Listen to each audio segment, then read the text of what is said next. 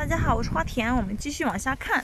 我在这看到了什么日本蜂蜜梅，这个其实它就是在东北大山里有很多，它大概这么大，然后熟了以后里边就是整个一个都可以吃的，里面就是切开以后跟那个小的那个猕猴桃一模一样。我在奥地利也有卖，我买过一颗，但他说只有那个。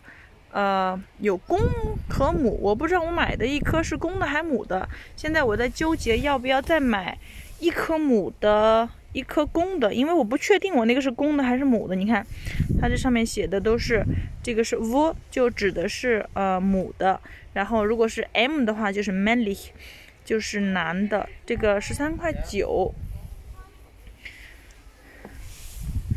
这边这个也是。这个也是母的，但是它那个品种不一样，这个是红色的，价格是一样的，而且都挺高了。这个东西就是爬藤类的藤本植物，如果大家喜欢，其实可以把它用来遮阴，它很好活，也不需要怎么浇水。他们这里有4、5、6个品种，都不错，就是长势很好，而且它是不容易有病虫害的。请大家注意，这个不是广告，只是我是想买来种一下，然后跟大家分享一下。你看这个上面就是 M 指的就是公的。我现在在纠结那个车里面能不能放得下呀。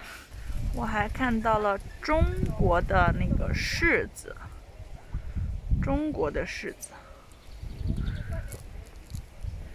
这个也是中国的柿子，看看它的价格。没有价格，那颗有，在这24.5块。都刚在发芽。这个也是中国的柿子，它是不一样的品种的。要不要搬一颗呢？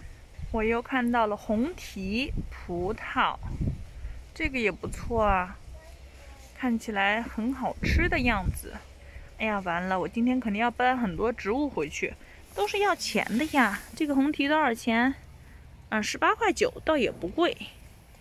这个品种呢也不错，而且长得是比较高。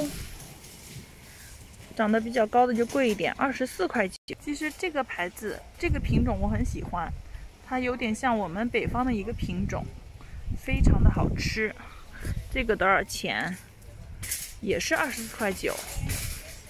要不要搬呢？我是花田，请大家给我点个赞哦，下次再聊。